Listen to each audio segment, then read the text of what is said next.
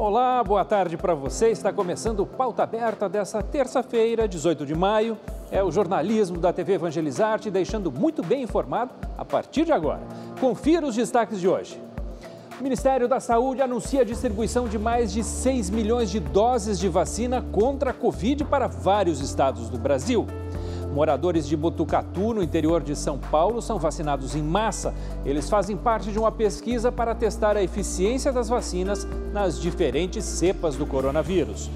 Comerciantes de Belo Horizonte criam um selo para identificar os lojistas que estão investindo em medidas de prevenção contra a Covid-19.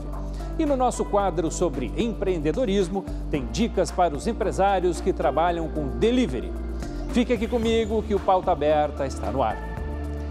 O Ministério da Saúde anunciou que está distribuindo a partir de hoje mais de 6 milhões de doses de vacinas contra a Covid-19. Todos os estados vão receber um novo lote. As vacinas da Coronavac Butantan seguirão para os 12 estados que precisam normalizar a aplicação da segunda dose do imunizante, sendo que doses da AstraZeneca Fiocruz serão direcionadas para a segunda aplicação em idosos entre 60 e 69 anos. Já as doses da Pfizer vão ser aplicadas em gestantes, mães de recém-nascidos e outras pessoas com comorbidade, além de pessoas com deficiência permanente. E o secretário executivo do Ministério da Saúde esteve no Senado nesta segunda-feira e confirmou que a China vai enviar no próximo dia 21 2 lotes com IFA, matéria-prima para a montagem da vacina pela Fiocruz. O insumo comprado, segundo ele, é suficiente para produzir cerca de 18 milhões de doses. Conversamos rotineiramente com todos os laboratórios em busca de novas ofertas para o primeiro semestre. Então, todo laboratório que se disponibiliza a ofertar imunizante para o primeiro semestre, a gente conversa e já externou a vontade de adquiri-las, caso seja possível. Rodrigo Cruz também disse que começaram a chegar no Brasil parte de 42 milhões de doses obtidas por meio do consórcio global COVAX Facility. O Instituto COVAX Facility, ele remete as doses a partir de disponibilidade. Então, todos os imunizantes que estão aprovados na OMS pelo consórcio COVAX Facility, eles podem ser encaminhados ao país. Já o ministro da Saúde foi ao Rio de Janeiro ver de perto o sistema de produção da AstraZeneca no laboratório Biomanguinhos, unidade carioca da Fiocruz. O instituto vem processando 1 milhão de doses por dia e é responsável pela entrega de mais de 40% do produto para o Programa Nacional de Imunizações. A cidade de Botucatu, no interior de São Paulo, ultrapassou a meta e vacinou mais de 65 mil moradores no primeiro dia da imunização em massa contra o coronavírus. Botucatu faz parte de um estudo inédito com a vacina do laboratório AstraZeneca. Essa pesquisa vai testar a eficácia do imunizante nas diferentes cepas do vírus que circulam no Brasil. O município de Botucatu, distante 235 quilômetros da capital paulista, tem cerca de 145 mil habitantes. Ontem, 80 mil deles, com idades entre 18 e 60 anos, foram chamados para tomar a primeira dose da vacina da AstraZeneca contra a Covid-19. 30 mil pessoas têm idade menor do que 18 anos, então não poderiam e não podem ser vacinadas. E algo em torno de 30 a 35 mil pessoas já foram vacinadas nas diversas ações do PNI. Então, o restante que se tinha era algo em torno de 80 a 90 mil pessoas para esse programa, para esse estudo que foi feito no dia de ontem. De acordo com a Prefeitura de Botucatu, em um único dia, mais de 65 mil pessoas foram vacinadas, 80% do público-alvo. Para fazer a vacinação em massa, foi montado um esquema de vacinação semelhante a de uma eleição. 45 zonas eleitorais, divididas em 301 sessões, foram usadas como pontos de vacinação. Com isso, a gente conseguiu organizar e as pessoas iam chegando nos seus respectivos horários e o fluxo foi Perfeito. O ministro da Saúde, Marcelo Queiroga, vacinou uma moradora de Botucatu. A imunização segue até o próximo sábado. A segunda dose será em agosto. A cidade tem 12.685 casos confirmados de Covid e 207 óbitos. O objetivo da vacinação em massa é verificar a eficácia da vacina contra novas cepas do coronavírus em uma população inteiramente imunizada. O estudo tem a duração de 8 meses, com a aplicação das 2 doses e o monitoramento da população vacinada. Essa é uma doença nova, esse vírus ele sofre mutações e nós temos que nos preparar para o futuro. Para manter os estabelecimentos abertos, os comerciantes sabem que os índices de pandemia têm de estar sob controle. Por isso mesmo, muitos deles têm investido em medidas de prevenção. Em Belo Horizonte, os lojistas criaram um selo para identificar o chamado comércio consciente. Já tem tempo que uma simples saída de casa exige cuidados. Se o passeio, então, inclui entrada em lugares fechados, a atenção precisa ser ainda maior.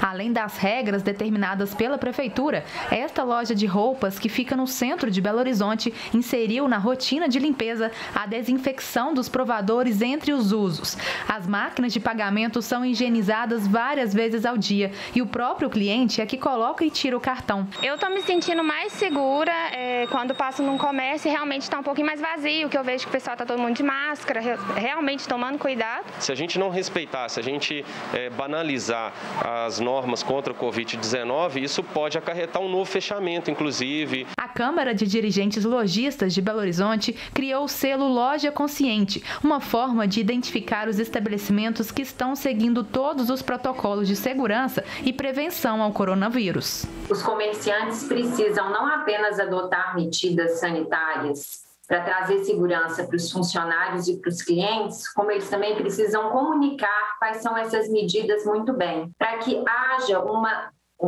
sensação de efetiva segurança. Os restaurantes também estão empenhados em receber com segurança. Neste, que fica na região da Pampulha, os pratos são higienizados e embalados um a um, assim como os talheres. Na hora de servir, os clientes precisam respeitar uma fila e o distanciamento. E em todos os locais encontram álcool em gel para limpar as mãos. Além de todos os protocolos, placas estão espalhadas em vários pontos da casa. Um lembrete para o cliente não deixar de se cuidar. E se ele esquecer, o restaurante ainda oferece máscaras. Esse maior cuidado até fez o público aumentar. A gente preocupou em que ele tivesse segurança de continuar trazendo o seu filho, o seu bebê, né, o seu parente mais idoso, né? Então a gente sempre procurou resguardá-los. Um estudo da Fiocruz confirma: os animais domésticos também podem ser infectados pelo coronavírus. Por isso, os veterinários alertam que é necessário tomar e reforçar cuidados específicos com os bichos durante a pandemia. Um grupo de 21 famílias com casos positivos de coronavírus foi pesquisado entre maio e outubro do ano passado. 39 animais, sendo 29 cães e 10 gatos, pertencentes a essas famílias, foram estudados e 1/3 deles foi infectado ou exposto ao vírus. Quase a metade dos cães e gatos infectados tiveram sinais clínicos leves, condizentes com o quadro de Covid. Com isso, ficou comprovado que os donos de pets podem passar a doença para eles. Para tentar proteger os animais de estimação, a Rússia se antecipou ao resto do mundo e já produziu uma vacina especialmente para eles. A Carnivac Cov foi testada e registrada em março. E 17 mil doses estão prestes a serem aplicadas em cães, gatos e raposas. Ainda não se sabe se um dia ela vai chegar por aqui, mas isso não impede que os donos desses bichos zelem pela saúde de todos os envolvidos. De acordo com a Fiocruz, a taxa de infecção é baixa e a doença não costuma evoluir nos cães e gatos. Mas é importante manter o distanciamento social caso o tutor esteja infectado. Dividir a cama com ele, por exemplo, nem pensar. E dá para tomar mais cuidados. O pelo do pet pode servir como um veículo para levar o vírus para dentro de casa. casa. Então, o que eu recomendo que você faça também é que, ao retornar com esse pet para dentro da casa, você faça a higienização dele. Existem shampoos especiais para pets que vão te ajudar muito nesse momento. Usando essas informações, é possível proteger esses seres tão especiais para a gente. Temos que dar todas as vacinas para eles, para cuidar da saúde deles e que eles fiquem com a gente por mais tempo, sempre nos dando amor, carinho e fazendo companhia. Confira agora a previsão do tempo para esta terça-feira em todo o Brasil. O avanço de uma frente fria do sul para o sudeste do Brasil vai deixar algumas áreas do litoral de São Paulo e da região metropolitana de São Paulo instáveis nesta terça-feira. A chuva pode vir de maneira fraca nestas áreas a partir da tarde. No Rio de Janeiro, a chuva também acontece de maneira fraca entre a tarde e a noite. O volume de chuva diminui no norte e nordeste do país, mas ainda há risco para temporais no Amapá, em Roraima e no norte do Amazonas. Na faixa leste do Nordeste, a chuva pode vir a qualquer hora entre o litoral do Sergipe, da Paraíba e Natal. Nas demais áreas entre o estado do Pará, o Acre e Maranhão, as pancadas se concentram entre a tarde e a noite. Em Fortaleza, a chuva acontece de forma rápida e passageira nesta terça-feira. Nas outras áreas do Brasil, o tempo seco continua atuando por todo o centro-oeste, na Bahia, em Minas Gerais, Espírito Santo, Paraná, Santa Catarina e Rio Grande do Sul. Nestas regiões, o sol aparece e não chove. Por causa do ar frio, a temperatura diminui e o amanhecer pode ser frio no sul do Brasil. A possibilidade de geada na campanha gaúcha, nas serras do Rio Grande do Sul e Santa Catarina nesta terça-feira. A mínima prevista em Porto Alegre para esta terça-feira é de 10 graus. Faz 13 graus em São Paulo, 24 em São Luís e 22 em Belém. A máxima chega aos 23 em São Paulo. Faz 30 graus em Vitória, 29 em Belém e 29 também em Manaus. Depois do intervalo, na nossa coluna sobre empreendedorismo, hoje tem dicas para os empresários que estão trabalhando com delivery. Eu volto em instantes.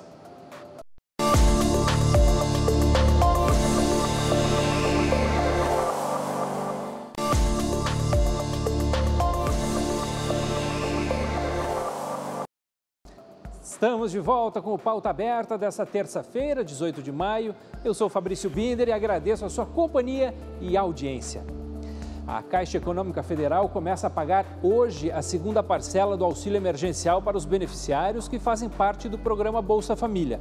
Nesta terça-feira, o pagamento é para quem tem o número do NIS encerrado em 1. Também recebem hoje os trabalhadores nascidos em fevereiro e que não fazem parte do Bolsa Família. Hoje é dia na nossa coluna sobre empreendedorismo e o assunto é o delivery. A consultora do Sebrae fala sobre a importância que esse serviço de entrega ganhou durante a pandemia. Olá, meu nome é Patrícia Albanês, eu sou consultora de negócios do Sebrae Paraná e eu vou falar um pouquinho aqui para vocês sobre a importância que o delivery ganhou nos dias de hoje, frente à pandemia. Esse já era um serviço que vinha sendo bastante explorado e trabalhado em ramos de venda de produtos e a gente já vinha utilizando bastante isso também para a área de alimentação. Então, os restaurantes começaram a trabalhar bastante com o serviço de delivery e agora, diante da pandemia, as pessoas deixando de circular, o delivery ganhou uma importância ainda maior no dia a dia da nossa sociedade.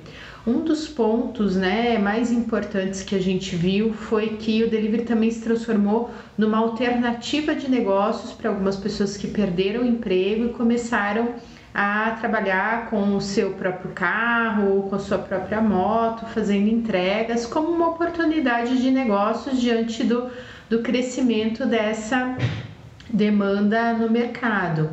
Mas é preciso se ter bastante atenção, tanto ao contratar um serviço de delivery, como também ao ofertar este serviço.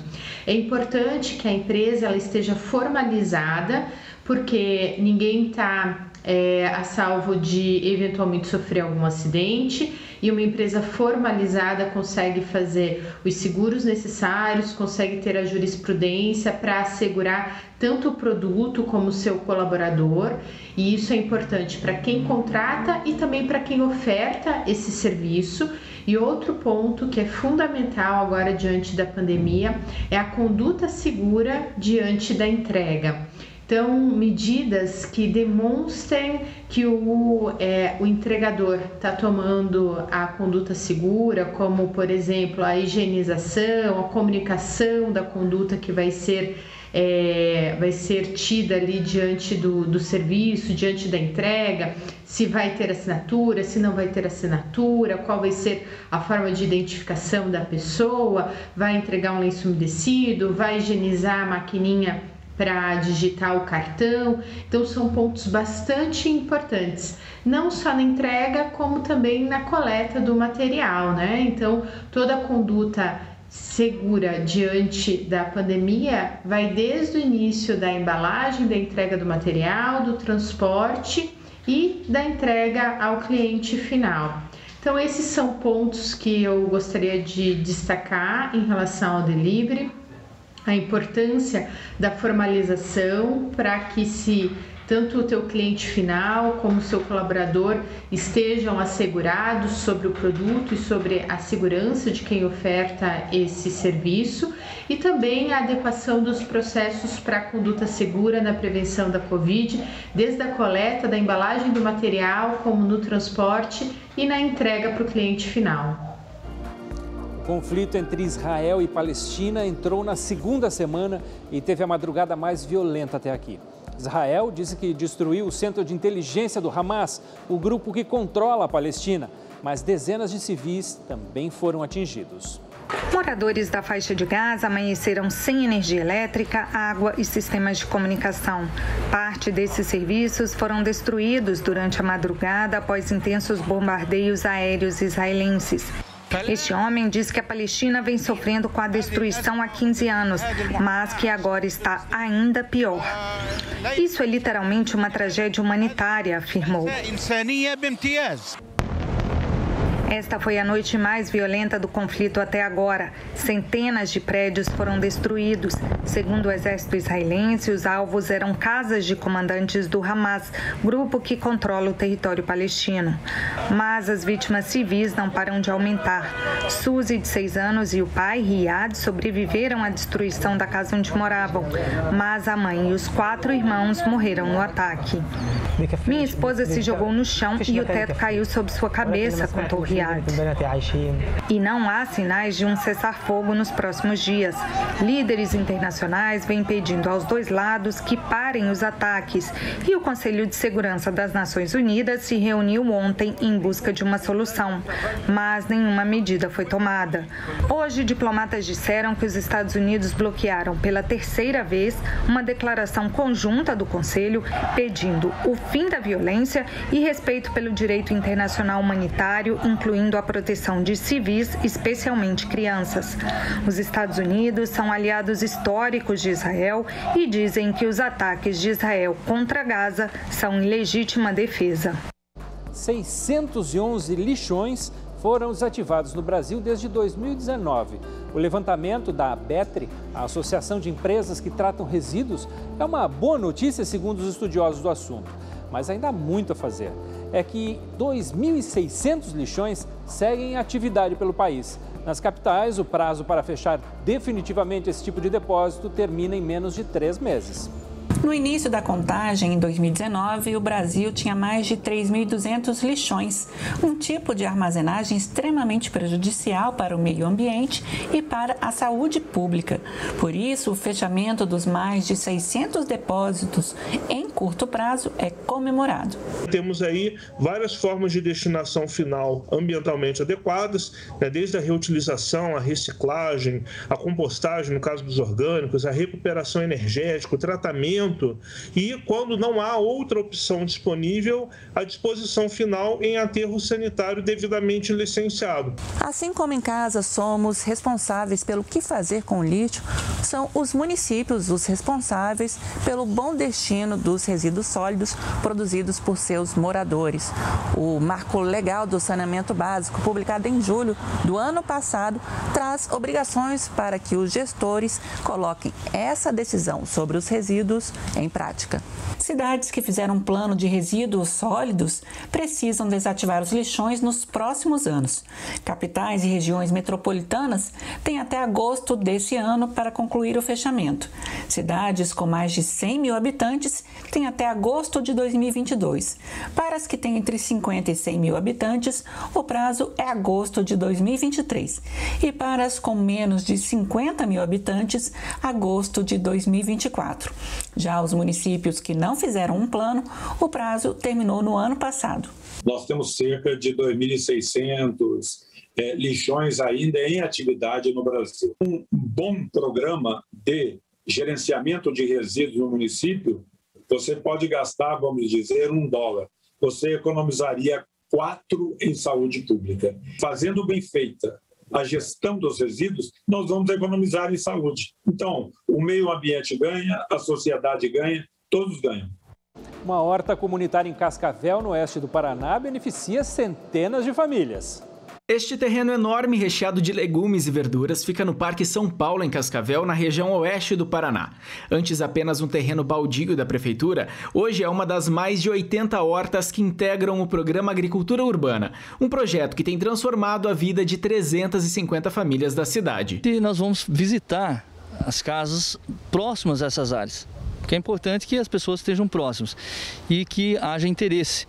Havendo interesse dessas pessoas, a prefeitura vai dar o subsídio no sentido de trabalhar a terra, as primeiras sementes, as primeiras mudas e depois sim, então ela vai dar continuidade ao trabalho. Com tantas famílias desempregadas, precisando de renda e alimento, elas consomem esse alimento. E como naturalmente há um excedente, esse excedente é comercializado para a própria renda ou até para o investimento da manutenção da própria horta. Fazem parte do projeto ONGs que participam do chamamento público que passam a trabalhar na mobilização, implantação e assistência técnica das hortas investidas pela prefeitura. Muitas pessoas aqui, por exemplo, do entorno da horta, vêm para ajudar. Trabalhar com a gente de forma voluntária, né? Trabalham com a gente fornece cursos também de como começar uma horta, de quais são os procedimentos, o manejo do solo. Então, tudo isso a gente acaba fornecendo pelo programa Agricultura Urbana, com os nossos técnicos do programa, e as pessoas a gente acaba envolvendo elas na parte prática desses cursos, trabalhando nas hortas. Então, a gente dá todo um treinamento, né, para eles, para começar a trabalhar nas hortas. Atualmente, Cascavel conta com 86 áreas cultivadas no programa Agricultura Urbana. E a expectativa é chegar até o final do ano com 120 hortas como essa em diferentes pontos da cidade. E durante a pandemia, o programa tem garantido alimento fresquinho para quem tem passado necessidades. A gente teve muitas pessoas nos procurando para fazer parte do programa, justamente por conta desse problema da falta de emprego, né? Então eles tinham que achar alguma forma de renda, eles acabavam trabalhando com nós no programa Agricultura Urbana e das nossas hortas eles tiravam sustento para pagar as continhas de água, de luz, para fazer compra no supermercado. Então colaborou bastante o programa Agricultura Urbana nessa parte. Pauta Aberta está terminando. Eu volto amanhã, depois do programa Vida em Foco.